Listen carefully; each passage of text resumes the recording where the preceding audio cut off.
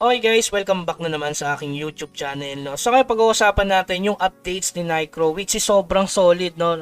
Talagang maganda siya lalo na sa mga bagong player. Mabilis makapag second advance, magde-daily login ka lang. Tapos maraming season pass na mahahalaga. Or sabihin natin pinakasulit. So bibigyan ko yung idea ko ano yung bibiling ko dyan para makasali din ako sa event. Okay? So ayan, unang-una dyan sa update nila yung 7 days check-in. Ito na nga yung sinasabi natin na maglalagin ka lang, makakuha ka ng pang second advance para sa mga alt. Yan.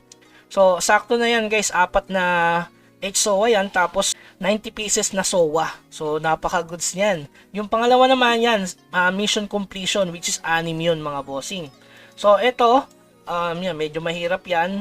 Ito, madali ito guys. Kailangan mo lang ng 2,000 dayas para matapos to. Kasi ito kasi guys, pwede mo siya mabili within 13 days o simula ngayon, halos 14 days times 3.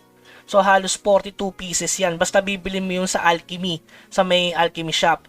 Tapos bibilin mo itong 2K. Ito yung pinakasulit sa una na bibilin mo to para umabot dito sa event na to. Sana swertihin ka rin bossing.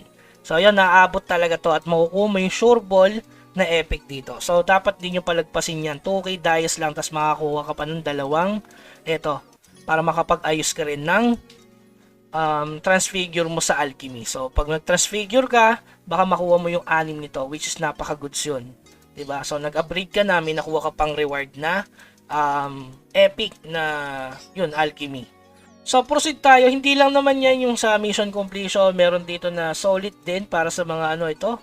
Magkakaroon ka ng libre. Yan, libreng rare scroll. Napakadaling gawin.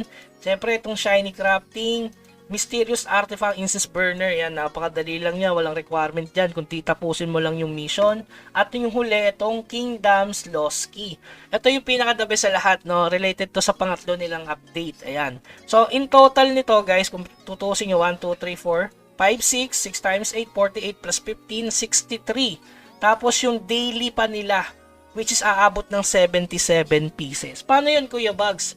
Yung computation regarding dito sa Vanish Appius Treasure Chest, 90 pieces. Huwag kayong mag-alala guys, kasi yung iba, nakakuha dito ng jackpot, ay yung nasa thumbnail natin, diba? So, sa siyam na piraso, nakuha nila 3 agad. So, talagang swertihan lang talaga dito. Okay? So, kung kukulangin ka, limbawa 77, naubos mo lahat, di mo nakuha to. Yun, dyan papasok yung talpak na ito, 13 pieces. So, makita nyo, di ba? Sinakto talaga nila. 14 kasi ito eh, ano? Yung daily free. So, maganda yan sa mga alt, guys. So, try nyo, baka makakuha kayo ng legendary as F2P. Yung iba nakakuha na eh, ako lang hindi pa. So, try natin ito. Buksan na natin mga boss. Sana swertihin tayo sa last na to, guys, no? Sana swertihin tayo. Uy, nakuha natin! Nakuha natin mga bossing. Yes! Solid. Buti na lang na content. Ayan guys, nakuha natin. Saktong-sakto mga boss. Ayan, nakuha natin. Yun yung sinasabi ko sa inyong swerte guys. Ayan. So, nakuha natin mga bossing. Ayan, syempre yung special dungeon event will be held.